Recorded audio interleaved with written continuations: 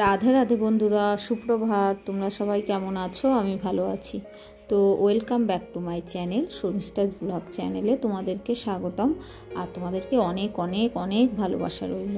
তো দেখো, সকালবেলা উঠে ফার্স্টে জানলাটা খুলে বাইরের একটু পরিবেশটা দেখে নিয়ে মনটাকে ভালো করে তারপরে কাজে হাত দেবো। আর আজকে কিন্তু খুব সকাল সকাল উঠে পড়েছি। কেন বলো তো?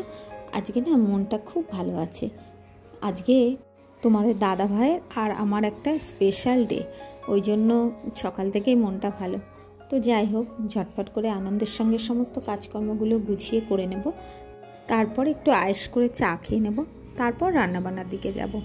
তো দেখো, সকালবেলা উঠে প্রথমে দরজায় দরজায় জল দিয়ে নিয়েছি, তারপরে ঘরগুলো ঝাড় দিয়ে নেব। এইগুলো কিন্তু আমার শাশুড়িমা আমাকে শিখিয়ে গেছে। এইগুলো করলে কি বলতো, সংসারে লক্ষ্মীশ্রী বজায় থাকে। তো মেয়েদের কিন্তু সব দিকে চিন্তা করেই কাজগুলো করতে হয়। কিভাবে লক্ষ্মীশ্রী বজায় থাকবে, কিভাবে সংসারের উন্নতি হবে, এগুলো কিন্তু সব মেয়েরাই চিন্তা করে। আমরা কিন্তু মাঝে মাঝে একটু বোর হয়ে যাই সংসারে কাজকর্ম করতে করতে, কিন্তু এটাই কিন্তু ভালো। কখন বুঝতে পারি বলো তো? যখন দেখবে সংসারে কারোর শরীর খারাপ হয় কিংবা নিজের শরীর খারাপ হয়, তখন কিন্তু সংসারের কাজ সেভাবে গুছিয়ে নিয়ম মাফিক করা যায় না। টাইম কিন্তু উল্টোপাল্টা হয়ে যায়। তখন মনে হয় যে না, সবাই সুস্থ স্বাভাবিক থেকে যদি প্রতিদিন একই নিয়মে ওইভাবে কাজ হয় তো সেটাই ভালো। তো যাই হোক, দেখো তোমাদের সঙ্গে বকবক করতে করতে আমার অনেকগুলো কাজ হয়েও গেছে। আর এদিকে দেখো, কিছু জামা কাপড় কাছাকাছি করে নিয়েছি, আর এদিকে দাঁতটাও ব্রাশ করে নিচ্ছি। আবার রান্নাঘরের দিকে যেতে হবে। আর আমাদের একটা স্পেশাল ডে, সেই আজকে সেভাবে কিছুই করা হবে না, কারণ ছেলে মেয়ে সবারই পরীক্ষা আছে, ওই জন্য সেভাবে কিছুই করব না। তো যাই হোক, তবুও মনের মধ্যে একটা আনন্দ কাজ করছে। তো দেখো, আমি দাঁতটা ব্রাশ করে নিচ্ছি, আর আমার কিন্তু সমস্ত কাজকর্ম কমপ্লিট হয়ে গেছে। তো আজকে কিন্তু খুব তাড়াতাড়ি আমি সব কাজ কমপ্লিট করে ফেলেছি। তো যাই হোক, তোমাদের দাদাভাইয়ের চা খাওয়া হয়ে গেছে, আমি এখনও চা খাইনি। তো দেখো, একটু চা নিয়ে দাঁড়িয়ে দাঁড়িয়ে খেয়ে নিচ্ছি। আজকে কিন্তু বসার একটুও সময় নেই, কারণ একটু সবজি টবজিগুলো কেটে নিতে হবে, আর তোমার ভাতটাও বসিয়ে দিয়েছি। তো যাই হোক, ঝটপট করে সমস্ত কাজকর্মগুলো কমপ্লিট হয়ে যাবে। তো দেখো, আমি কিন্তু সকালবেলা প্রতিদিন রেগুলার একটু জল খেয়ে নিই। কেন বলো তো? সকালবেলা দেখবে এক গ্লাস জল খেয়ে নিলে সারাদিন কিন্তু গ্যাস, অম্বল, অ্যাসিডিটি এগুলো থেকে রেহাই পাওয়া যায়।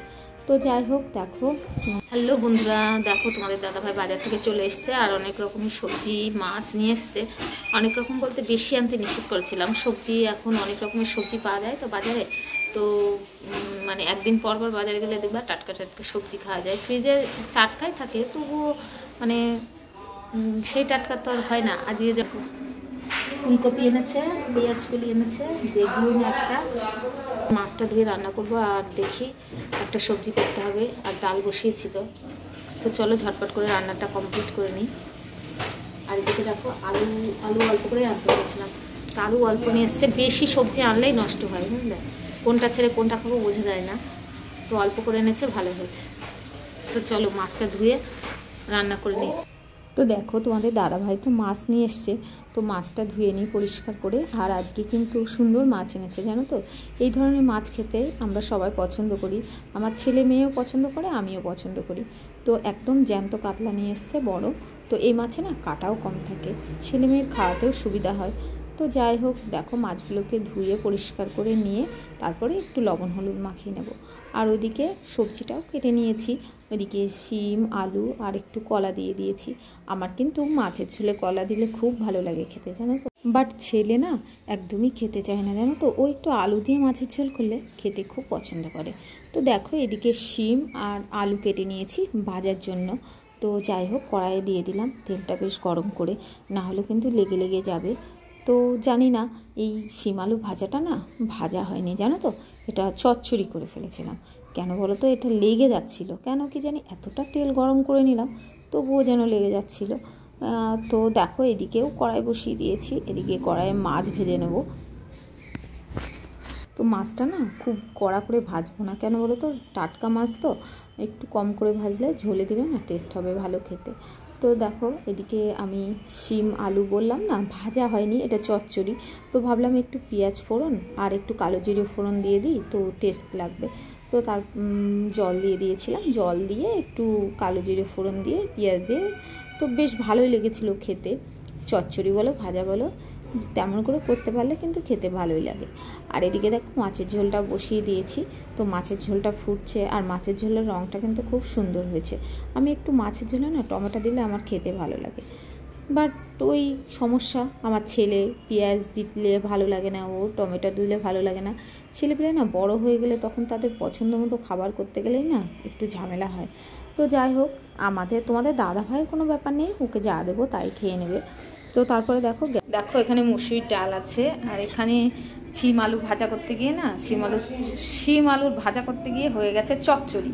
তো যাই হোক, আর এখানে আছে মাছের ঝোল। তো আজকে মেনুতে এই হয়েছে। আর এখানে দেখো ভাজা করতে গিয়ে এত লেগে গেছে, আমি পেঁয়াজ দিয়ে চচ্চড়ি করে ফেলেছি। তো আর এখানে মুসুরির ডাল করেছি।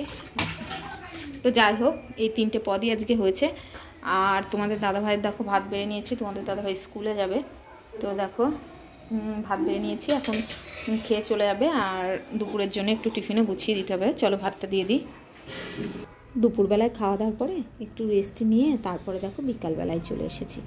বিকালবেলায় আবার সব ঘরগুলো একটু ঝাড়ু দিয়ে নিচ্ছি, কারণ বিকালবেলায় সব ঘরগুলো একটু ঝাড়ু দিলে ভালো হয়, সন্ধ্যা প্রদীপ জ্বালতে হবে ওই জন্য। আর কি বলো তো, বিকালবেলায় উঠে কাজকর্ম টুকটাক একটা দুটো করতে না করতেই সন্ধ্যা লেগে যায়।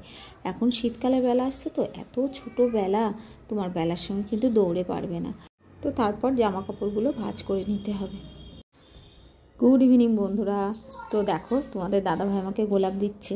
তো আজকে কি বলো তো, আজকে আমাদের দুজনারই একটা স্পেশাল ডে, সেটা হলো আজকে আমাদের বিবাহবার্ষিকী। আজকে 15 বছর পূর্ণ হলো। তো যাই হোক, 15টা বছর একসঙ্গে সুখ দুঃখে কাটিয়ে দিয়েছি, কোনখান দিয়ে যে চলে গেছে বুঝতেই পারিনি।